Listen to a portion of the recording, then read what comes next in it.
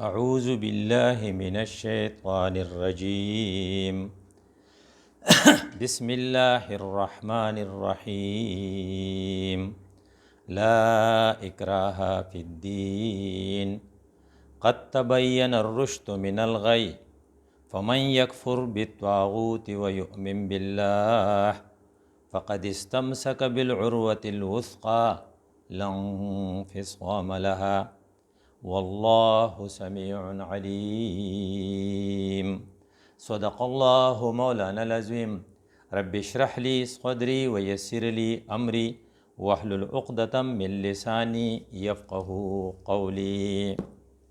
نن سبا د اکثرو خلقو په ژبه باندې لفظ تبدیلی دی. څوک حکومت ته تبدیلی سرکار وی، څوک د تبدیلی نه انکار کوي.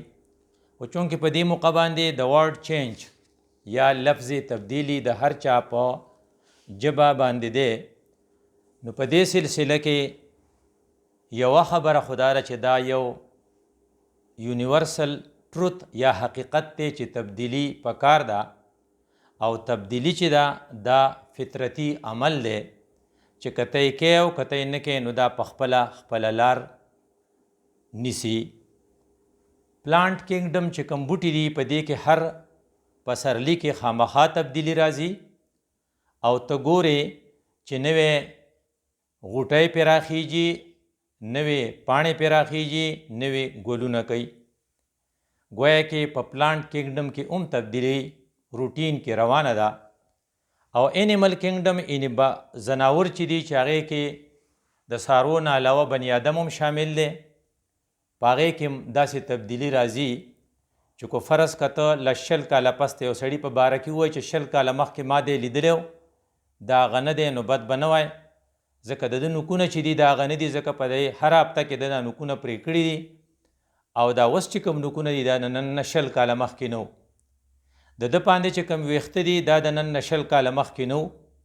او په ده چې کوم سکین دی د دې اپیتیلیل سیلز چې دي دا څنګه چې سړی ځان ګروي او د هغې نه پوټکي کوي، دا پوټکي 20 کاله کې ختم شوي، نو ګویا کې هغه زوړه سکین هم د ده نه ده، دا سکین هم نوې ده. او د ده په کولمو کې چې په انټسټاین کې کم هغه دننه کم سیلز دي میوکوزا، هغه ټول چې دي هغه وخت تر وخته دغه کېږي، دې ته وایي ټیر ویر اینډ ټیر شلیږي، او هغه کولمې هم د ده هغه کولمې نه دي چې کومې 20 کاله مخکې وي. نو دا یو حقیقت دی چې ته یو سړي په باره کې دا ویلی شي دا خو هغه پلانې نه دی، خو ورسره شریعت تا ته دا ښیي چې بعضې څیزونه بیسک بنیادي حقیقي مقصدي دي، دا نه چینج کیږي. لکه دا نشي کیدی چې یو توت په روز کال توت اوس بوکاڼی، دا کیدی شي چې په روز کال پې پاڼې نه وي اوس پې پاڼې یي، خو دا نشي کیدی چې توت چې دی دا به اوس بوکاڼه شي. او دا هم په پلانټ کنګډم کې نشي کیدی چې انځر چې دی دا به اوس توتي. دغه رنګې د انسان په باره کې هم ته داسې نشي ویلی چې په روز کال دا سړی چې دا سکین اوس بلکل نوی دی، او د نن نه 30 کاله مخکې چې د ده کومو د ده کم بونز و او هغه هم چې کوم دی ویر اینډ ټیر شکار دي دا خو نوي دي، او د دې نه مخکې چې د ده کم هیرز و یعنې د ده کم ویښته و دا خو اوس نه دي، دا خو نوي دي. خو دا په روز د نن نه 30 کاله مخکې هم اشرف و، اوس هم اشرف دی. دا د نن نه 50 کاله مخکې امجد و، اوس هم امجد دی، ځکه په امجد کې یعنې د ده په آنا کې د په روح کې چینج نشي راتلی. څاروی په روز کالو میخه وه، اوس هم میخه ده، اگر چې سکین یې چینج شوی دی. نو گویا کې چې مقاصد چې دي دا نشي بدلیدی. هر هغه شی چې هغه ریل دی، هر هغه شی چې هغه مقصد دی، هغه به ایسه چي، او هغه هر هغه څیزونه چې هغې ته ذرایع ویلی شي دا به بدلیږي. څنګه چې په پلانټ کنګډم کې او په انیمل کنګډم کې د کنګډم کې د تبدیلی دا اصول دي، دارنګې د شریعت په احکامو کې هم اصول دقه دي. هر هغه څیزونه چې ذرایع دي لکه بانک اذان د مانځه دپاره ویلی شي، نو دا اذان پوخا به خلقو په ګټه ودرېدل نو کاوه، او بیا چې لږې ورځې پس د منارې صنعت راووت نو منارې ته به ختل کاوه، او کله چې لوډ سپیکر راووتو نو اوس دغه اذان خلق په لوډ سپیکر کوي. دا چینج او دا تبدیلی الاؤډ ده، او دا پکار ده چې ته اډاپټ کې. خو دغه اذان چې په هغې کې په ډومبنۍ په ډومبنۍ مرحله کې 4 پیرې الله اکبر دی، دا 2 پیرې الله اکبر نشي کېدی. 2 پیرې په دې کې اشهد ان لا اله الا الله دی. نو که څوک دا بدلی نو دا به دی بیسک بدلی، د دې اجازت نشته چې ته اشهد ان لا اله الا الله د 2 پیرو په ځای باندې 3 پیرې کې. څنګه چې د اذان خبره ده داسې د نکاح خبره ده. نکاح چې دی دا به د 2 کسو په منځ کې چې کله کېږي نو د محرم سره بنئ، د هلک سره بنئ، د جینۍ سره بنئ، د اجړه سره بنئ، بلکې دا به ډفرنٹ سیکسز او دی به د یو بل محرم نه. باقي دا نکاح ته په جومات کې کې، دا ته په حجره کې، په مولوي صاحبي کې، په خطیبي کې، دا ذرایع دي او دا ذرایع کو ته چینج کړي نو خیر دی، خو د نکاح اصل روح چې دی هغه به نشي چینج کولی. دې وجې نه د پاکستان پارلیمنٹ کې که یو بل وی چې پیش کیږي یا پیش شوی دی چې اجړه به د اجړه سره واده کولی شي، نو دا به هوموسیکچول یعنې هم جنس پرستی طرف ته یو دی، دا بیسک دی چې دا ته نشي چینج کولی. الله تعالی بنیادی طور د ښځو او د نرو یو خاص سیسټم جوړ کړی دی چې یو خدا چې په دې کې به دا سیکسز چې دي دا به یو ځای نه وي، یعنې جنسي اختلاط به نه وي، دا بیسک ته نشي چینج کولی. او دویم دا چې د ښځې به یو د خپل پروټوکولي او د نارینه به خپل پروټوکولي، او په کور کې چې کله ته نارینه او زنانه خپل زندگی تیری نو په کور کې دننه به ښځه به هر حال د ګر ملکه ده، خو د هغې بیهیویر او د هغې سلوک په د خپل نارینهو سره داسې لکه دا چې د هغو خادمه او د دې وجې نه په کور کې دننه ماحول ډېر سازګاري. خو دغه زنانه چې کله د کور نه وځي نو ته ویلی شي چې دا د پاکستان ډي ایم جي افسره ترې جوړه شي. د پاکستان د ډي ایم جي افسر په پروټوکول کې یو دا دی چې د سره به یو نوکر پکاري او د هغه سره به ټوپکي، او بل دا چې دی په داسې ګاډي کې ځي چې د هغې شیشې توري چې څوک یې ونیني، او دریم دا چې دی به د عام پبلک نه ډسټنس ساتي. دا درته یې ښوولي چې ډېر به د خلقو سره ګل میل کېږي نه چې ستا افسري متاثره نشي. دا محترمه چې راووته دا یکدم ډي ایم جي افسره شوه. د دې سره به یو نوکر خامخا ضروري شریعت وی، او دا نوکر به د دې محرمي، دا خاون هم کېدی شي، دا رور هم کېدی شي، دا پلار هم کېدی شي. هر څه چې ته ورته وایې که دا پلار دی که رور دی، خو پریکټیکلی سپیکینګ د دې سفر په دوران کې دا د نوکر کردار ادا کوي. تا ته څه تکلیف خو نشته، د خپلې زنانه ته وایي ته په رور راځه، دې ته وایي احتیاط کوه، اخوا ګوره دې خوا ګوره، دې خوا دې خوا ګوري، چېرته ګاډی دې ونه وایي. بیا چې ګاډي ته خیږي نو دا نارینه هر څوک چې که هغه پلار او که هغه ډېر قیمتي انسان خو دې زنانه ته ورکولی، زنانه هغې ته چېرته ور نه کولی. او کله چې دا کینی نو دې ته تپوس وکړي وایي څنګه بولقه مولقه خو دې په دې ګاډي کې په دې دروازه کې نښتې نه ده، ګویا کې چې ډېره دې د خیال ساتي. او خدا نخواسته که د دې په سر دړ شو نو دا نارینه چې که دی دا ډرایوینګ په خپله کوي او سره ډرایوري د محرم په صورت کې مخامخ دکان ته ځي او ګولۍ اخلي او دې زنانه لی راوړي. چېرته داسې نه دي شوي چې دې زنانه ته وایي چې ورشه ته ګولۍ راواله، نه. که فرض که بل د اوبو څه ضرورت نو دا نارینه بینګ پلار دیم ځي، ځکه چې دا قدرت دا سیسټم جوړ کړی دی چې دا ښځه اوس بار ته راوتې ده، دا به اوس تا افسری او ته به یې نوکرې. څنګه چې ډي ایم جي افسر په تورو شیشو کې ګرځي، داسې د دې د پاسه به هم تورې شیشې چې یا به بولقه یا به غټ څادري په دې به پروت وي. څنګه چې ډي ایم جي افسر د پبلک سره ډېر زیات نه انټرمیکس کېږي، داسې به دا زنانه هم د پبلک خلقو سره نه میلاویږي. ته ویلی شي چې شریعت دې زنانه له یو غټ حیثیت ورکړی دی، او کله چې دا زنانه واپس کور ته په خیر راورسي بیا به صورتحال بدل شي. او دا صاحب چې دی دې ته وایي چې مال اوبه راکړه، او دا صاحب به بیا دې ته وایي چې یاره مال یو پیالی چای پوخ کړه. په دې لارې ورته بلکل نشو ویلی. دا د قدرت خپل یو حکمت نه ډک یو تقسیم دی، دا ته نشي بدلولی. د دې وجې نه که فرض که کم خلق په بیسک په بنیادي خبرو په تبدیلو پسې ولګېدل نو هغې چېرته ګټه نشي کولی بلکې شکست به مومي. لکه د دنیا په بیسک یو دا دی چې بت ته به سجده نه کوې، دا دی چې د بت به احترام نه کوې او بت به ماتې. نو کله چې بوتان رالل نو رسول الله صلی الله علیه وسلم مات کړي. نو بنو ثقیب چې ډېره نره قبیله وه، ډېره ضدي قبیله وه، ډېره زوروره قبیله وه، ځکه د حجاج ابن یوسف محمد بن قاسم چې سند ته راغلي وو د ردای قبیلې خلقو، دا نرانو مو او دی د نرتوب د حجاج ابن یوسف دې حد ته رسېدلی و چې د ظلم حدونه یې کراس کړي وو. دغه قبیله په رسول الله پسې راځي چې موږ سره په بیسک لږ کمپرومایز وکړه او په هغې کې یو دا چې دا لات بت چې دی که نه دا زمونږ خوښ دی دا مه ماتوه. نو حضرت وی امپاسبل، دا نشي کېدی. نو هغه ورته وایي چې که نور را سره څه ښه نه کوې نو 3 کاله راته صبر وکړه. نو رسول الله صلی الله علیه وسلم ورته وایي امپاسبل، دا نشي کېدی. نو هغه ورته وایي چې 1 کال خو را سره وکړه که نه. نو حضرت ورته وایي امپاسبل، دا نشي کېدی. نو هغې غریبانانو بیا رسول الله ته وی چې د خدای رسوله نو بیا یو کار وکړه، زمونږ په لاس یې مه ماتوه، ته خپل سړي راولېږه چې هغه یې مات کړي. دغه کار په 13 ورځو کې چې کله په بامیان کې بوتان راووتل نو ټوله دنیا یو طرف ته وه او ملا عمر بل طرف ته و. او زمونږ د پاکستان هغه حیدر چې و چې هغه دغه د پاکستان وزیر داخله و، د امریکې یا د بت پرستو د یو نماینده په حیثیت په ملا عمر پسې لاړه، منت یې ورته کاوه چې د بامیان دا بوتان مه ماتوه. هغه وی رسول الله په بیسک باندې کمپرومایز نه کړی، زه ولې په بیسک کمپرومایز وکړم. د دې وجې نه د شریعت تقاضا دا ده چې تبدیلی به راځي خو په اکسیسریز کې به راځي.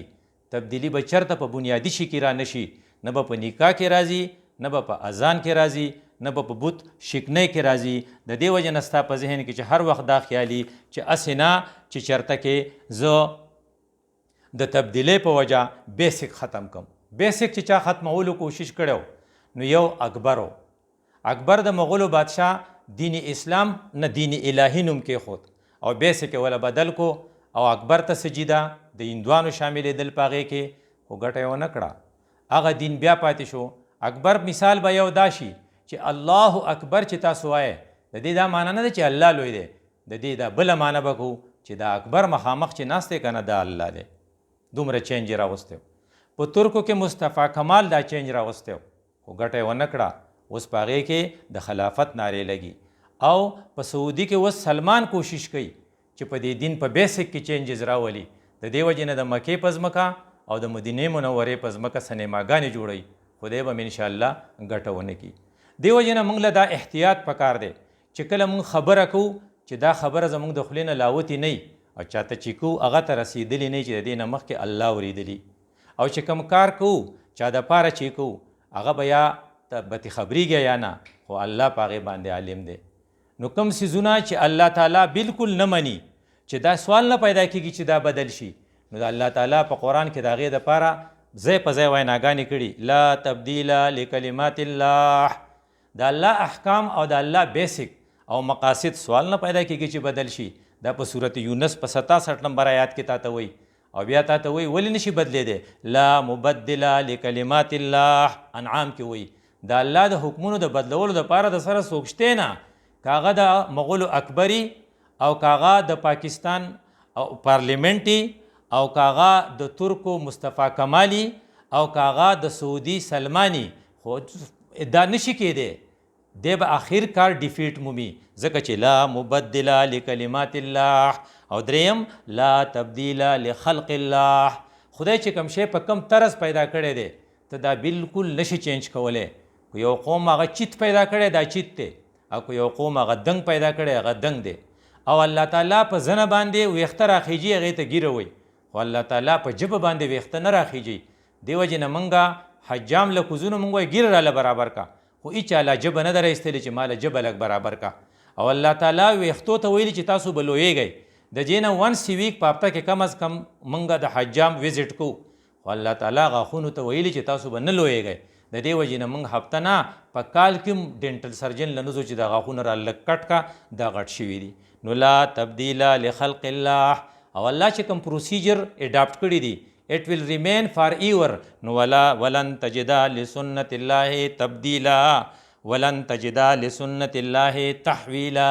فاتر کې ورته وایي چې د الله دا سنت نه دي دا ته نشي بدلولی. او وی دا ولې؟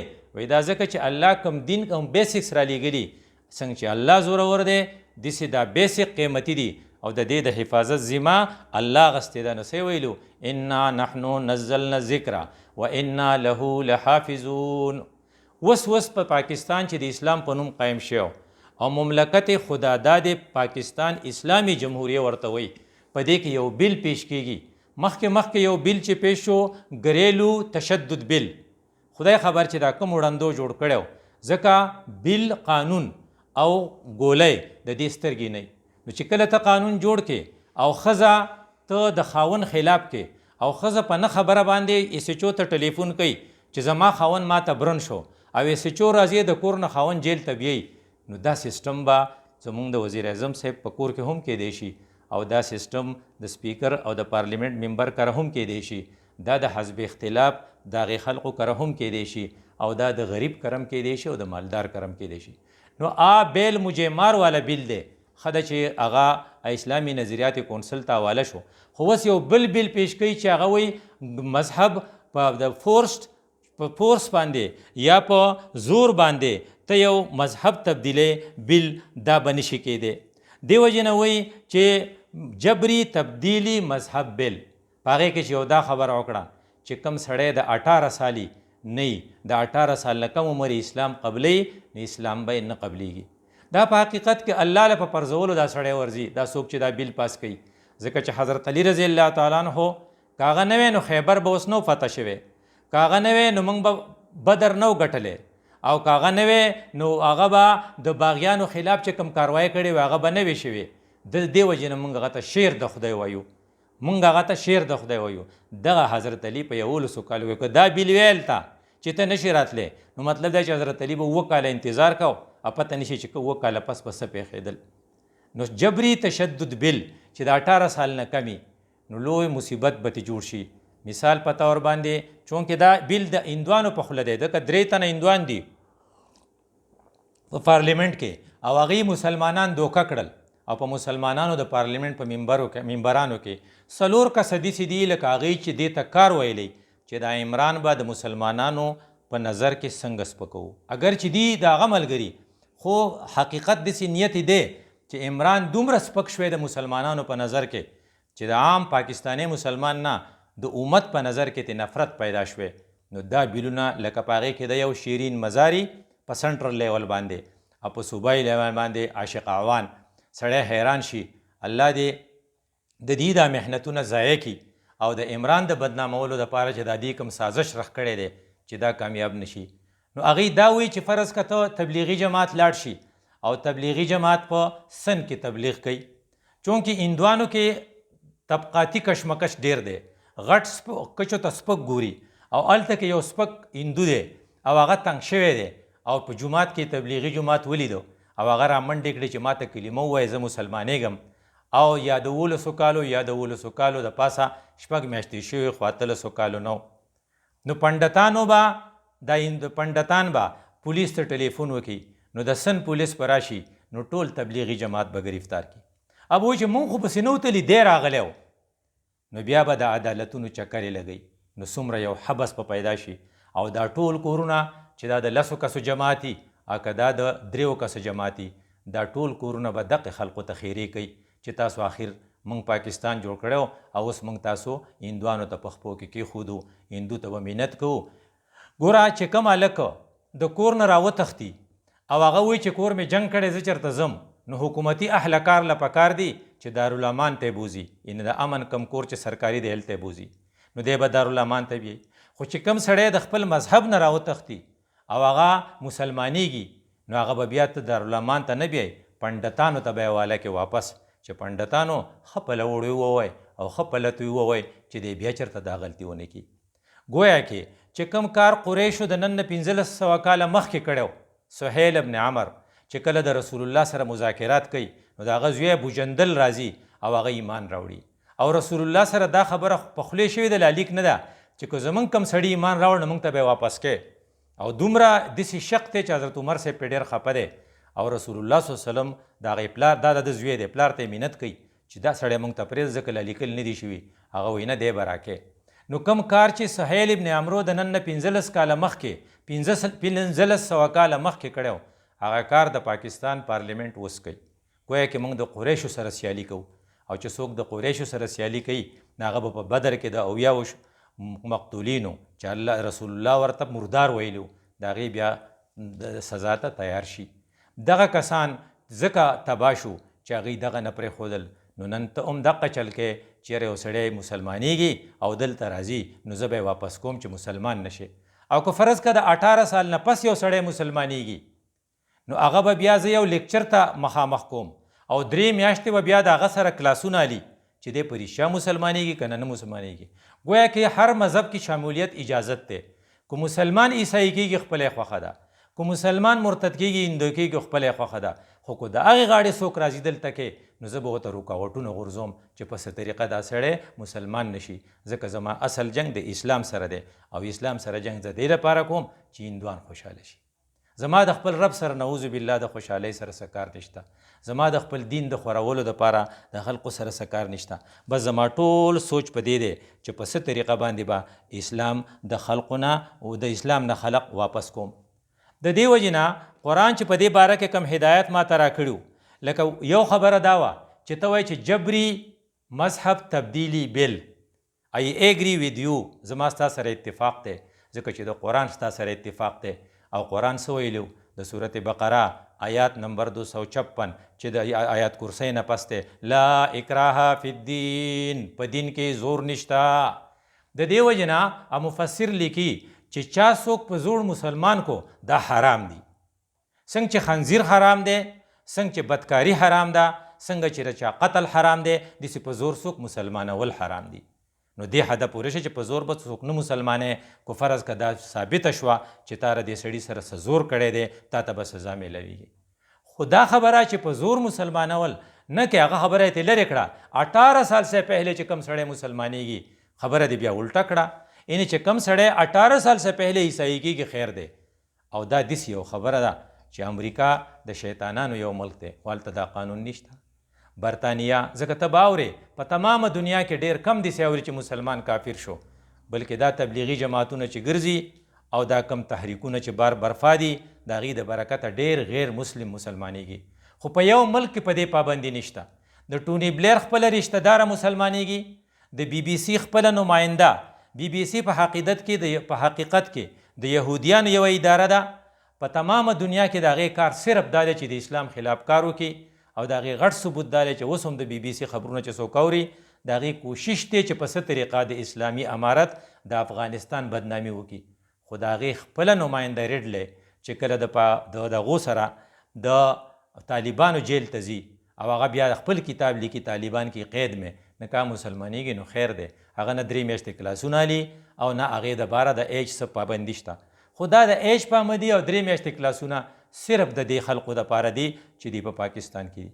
دا صرف یو سازش کیدی شي چې وزیر اعظم د مسلمانانو په نظر کې دومره پریوځي چې ټول خلق ته نفرت کوي، لکه څنګه چې مسلمانان اوس د مصطفی کمال نه نفرت کوي، څنګه د اکبر بادشاه نه نفرت کوي، او څنګه مسلمانان بلکې خاص نیکان خلق سلیمان د سلمان د سعودي ته خیری کوي چې داسې خلق زموږ د وزیر اعظم ته خیری شروع کړي. دا یو ډېر غټ سازش دی. دې وجې نه قرآن چې کوم انداز اختیار کړی راځي چې لږ هغې ته وګوري. قد تبین الرشد من الغی. ګوره غی چې دی که نه نافرمانی، د خدای نافرمانی، د خدای نه بغاوت او د خدای اطاعت او د خدای فرمانبرداري د دې په منځ کې ریډ لاین کولاو شوی دی، واضح شوی دی او خلقو ته پته لګېدلې ده چې په نکاح کې څومره فایده ده او په زنا کې څومره نقصان دی، په صداقت کې څومره فایده ده، په دروغو کې څومره نقصان دی، وعده پابندۍ کې څومره فایده ده، په وعده خلافۍ کې څومره نقصان دی، او په صله رحمۍ کې څومره فایده ده او په قطع رحمۍ کې څومره نقصان دی، په حسد کې څومره نقصان دی او په اخلاص کې څومره فایده ده. قد تبین الرشد من الغی. په چا کې چې عقل یي که نه په دې خو پوهېږي. خو فمن یکفر بالطاغوت، چا چې د طاغوت انکار وکړو. د طاغوت انکار لاول ضروري دی. څنګه چې ستا حیدر سابق وزیر داخله ملا عمر له لاړه هغه د طاغوت انکار وکړو، او څنګه چې ستا د پاکستان وفد د ملا عمر سره ملاقات وکړو چې یو نسل دی په یو جنگ کې ختم شو، بل نسل دی په بل کې ختم شو، دریم نسل مه ختموه. هغه ورته جواب ورکړو چې نه، پاکستان زمونږ دوست او دوست به یي. مونږ ته ډېر افسوس دی چې تاسو د امریکې جولۍ ته لاړئ، خو مونږ ته اطلاع ده د الله تعالی د طرف نه، د رسول الله طرف نه چې دا جنگ به مونږ ګټو او مونږ متحد یو. حقه وشوه کومه چې ملا عمر ویلې وه. نو د دې ښه کار دپاره د طاغوت انکار ډېر ضروري دی. که فرض که ته د طاغوت انکار نه کوې، اته وایې چې زه د حق کار کوم، نو دا ته غلطه کوې، ځکه لا همیشه د الا الله نه مخکې. نو که فرض که ته سود کوې او ته جواري کوې او ته بدکاري کوې او بیا منزله ځې، نو ته د الله پابندي نه کوې، د لا پابندي لاول ضروري ده، ځکه طاغوت مخکې دی. ویؤمن بالله، په الله ایمان راوړي. کله چې یو سړي په الله ایمان راوړ او دې سړي د طاغوت انکار وکړو، د سره خدای ملګری دی، خدای به ورته خیر کړي. لکه څنګه چې یو سړی د جاز نه یا د کشتۍ نه دریاب ته راتاو شي نو دی به غوپه کېږي. خو که فرض که د دریاب کې یو کړی په دغه جاز کې یو کړی او هغه کړی مضبوطی او هغه د وزن نه دغه نه جدا کېږي نه، یعنې زنګ وهلی نه، نو دا سړی به انشاءالله چې بچ شي، دی به لمبو وخي او د به دا کړی نیولي. نو دقه شانتې فقد استمسک بالعروة الوثقی. دې سړي چې کله دا دوه اصول اپناو کړل، د طاغوت انکار او د الله اقرار، دې سړي اوس مضبوطه کړی نیولې ده، دی به ډوبېږي نه. او دا څوک وي؟ لن فصام لها، ړه دې شرکه چې دا کړی د ماتېدو نه ده. او دا چې څوک وي د هغه دوه صفته دي. والله سمیع، تاسو چې کوم پریس کانفرنس یې کوئ هغې الله اوري، او تاسو چې کوم بل ډراپ کوئ هغه الله اوري. ځکه چې دا بل چې چا ډراپ کړی دی هغه یې صرف د هندوانو د خوشحالولو دپاره کړی دی، او دا بل چې چا بیا پارلیمنټ ممبرانو ته لیږلی دی نو بیا یې پارلیمنټ ممبرانو ته په کمیټۍ کې سوچ له نه دی لیږلی، کور ته یې پسې لیږلی. په کور کې خو ممبر صاحب یا به د خپل ټبر او د بچو غم کوي، یا به بار ورته هوټران په بیټک کې ناست د هغو غم به کوي. هغه د بیل پړاولو ته خو سم نه دی، او به پې زر دستخط وکړي. او ستا مطلب دا دی چې دی پې زر دستخط وکړی ځکه شیرین مظاهري ډېره زیاته هوښیاره ده. نو هغه وایي چې دا مسلمانان به په دې طریقه دوکه کول غواړي. نو هغه الله وایي والله سمیع، دا ته چې کوم ګور کې او دا تا چې کومې مشورې کړي دي دا زه اورم، او دا ته چې کوم پروسیجر یې ډاپټ کې او دا ته چې په څه طریقه باندې پاکستان او د پاکستان وزیر اعظم بدنام شي، نو والله سمیع علیم، زه علیم یم، ما ته پته ده. دې وجې نه مونږ دعا کوو چې خدای پاک د پارلیمنټ ممبرانو له دا توفیق ورکړي چې دا بیل او د دې په شانتې وروستو چې څومره بیلونه راځي دا مسترد کړي، او د پاکستان په ټوله دنیا کې دا هزیمت او دا شرمېدل چې په ټوله دنیا کې د کفر په ځمکه کې کافر ته څوک نه وایي چې مه مسلمانېږه، او د اسلام په ځمکه کې مسلمان ته څوک وایي چې ته به نه مسلمانېږې څو پورې چې دا شرایط نه پوره کړي. د دې شرم نه مونږ بچ کړي. الله دې د پارلیمنټ ممبرانو ته هدایت نصیب کړي او خدای دې په مونږ باندې د خپل رحمت بارانونه وکړي. اقول قولي هذا استغفر الله لي ولكم ولسائر المسلمين.